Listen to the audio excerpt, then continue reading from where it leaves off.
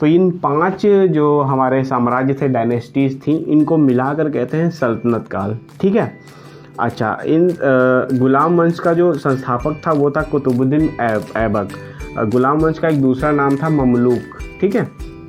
खिलजी वंश का जो हेड था, या कह लें इसका जो संस्थापक था, वो था जलालुद्दीन फिरोज खिलजी। तुगलक वंश का गयासुद्दीन तुगलक शाह था, और सैयद वंश का खिज्र खां था। ठीक है। लोदी वंश का बहलोल लोदी था। ठीक। अगर हम इनको एक शॉर्ट ट्रिक में याद करने का तरीका निकालना चाहें तो एक शॉर्ट ट्रिक है जिसमें आपको याद करने का ये तरीका है कि गुड़ खा तसले में। ठीक है। तो यहाँ गुड़ का मतलब हो गया गुलाम वंश, खा का मतलब हो गया खिलजी वंश, और तसले में 3 वंश हैं। त से तुगलक वंश, स से सैयद वंश, और ल से लोदी वंश। ठीक है। और इसके बाद कौन सा वंश आया? मुग़ल काल आया। ठीक है।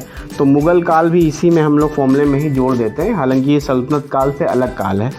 फिर भी यहाँ पे में का मतलब क्या है? मुग़ल वंश है। ठीक है। तो मुग़ल वंश का संस्थापक था बाबर। ठीक है।